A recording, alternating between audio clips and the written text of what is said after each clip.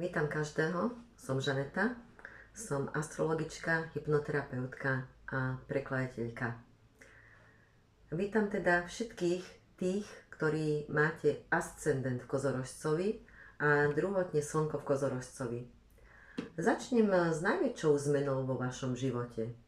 Dopad tejto zmeny je až 20-ročný, lebo súvisí s prechodom Pluta z vášho prvého astrologického domu do druhého domu. Od roku 2008 každý jeden kozorožec prešiel obrovskou transformáciou, ktorá nebola ľahká. Kozorožec je jedným zo znamení, ktoré to malo v uplynulých rokoch najťažšie. Zažil situácie, keď bol úplne na dne, mal problémy v partnerskom vzťahu alebo mohol mať takéto problémy. Zažil veľké sklamania a emocionálne pády, v láske sa mu nedarilo. Ale kozorožec to nikdy nevzdáva, aj keď si myslí, že už nemá viac síl. Takže Pluto ho teraz odmení, a to vo forme peňazí, finančnej istoty, ktorej éra sa začína od konca januára 2024 a bude trvať 20 rokov. Zmena sa môže, ale nemusí ukázať hneď a každá zmena je stresujúca, lebo nepoznáme jej dopad. Kozorožec opäť začne veriť v seba samého, uvedomí si svoj obrovský potenciál, vlastné hodnoty, ktorými sa málo kedy chváli. Pluto v druhom dome pomôže vyrovnať dlhy, zbaviť sa negatívnych blokov, ohľadne peňazí a hodnôt. Kozorožec dokonca bude môcť finančne pomôcť aj iným. V marci a v apríli eklipsa prináša behom 6 mesiacov zmeny v 4. a 10. astrologickom dome, čiže v rodine a v kariére. Kozorožec by mal nastoliť rovnováhu medzi nimi.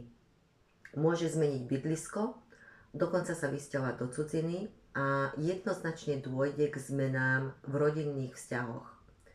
V kariére by mal dosiahnuť stabilitu a to, aby jeho práca bola adekvátne a spravodlivo odmenená. Jupiter bude v konjunkcii s Uránom 21. apríla 2024 v Bíkovi, čo znamená, že kozorožec v tomto období môže náhle, ako blesk z jasného neba, stretnúť osudovú lásku, ale aj počať dieťa. Vzťah s deťmi, akých má, sa zlepší, bude oveľa úprimnejší. Kozorožec sa môže ukázať teraz naozaj ako spoľahlivý, múdry a kreatívny rodič. V máji začne cítiť, že sa jeho finančná situácia zlepšuje, celkovo sa bude cítiť vitálnejšie, bude až umelecky tvorivý, dokonca hravý, konečne si dopraje zábavu alebo zaslúžený odpočinok.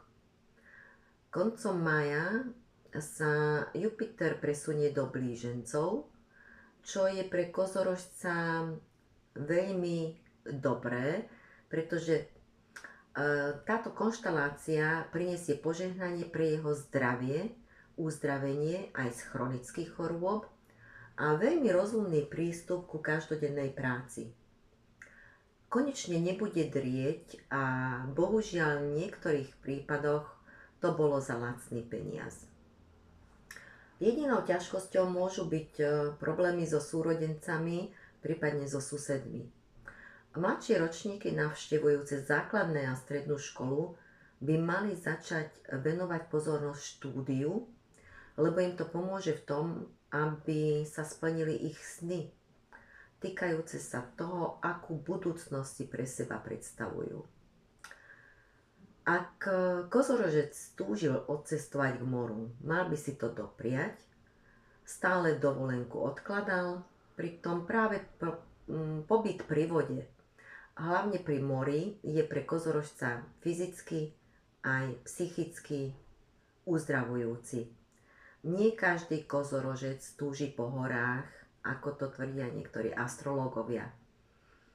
Od konca mája, kozorožci, máte šancu byť opäť vitálni a naozaj uzdraviť sa aj z vážnejších chorôb. Otázky ozdravenia a uzdravenia podrobne rozoberám vo svojich videách o osudových zmenách, ktoré prináša Cheiron a dračia hlava. Držím vytrvalému a nezlomnému kozorožcovi palce. Ahojte, dúfam, že vám toto pomohlo. Uvidíme sa možno čoskoro opäť.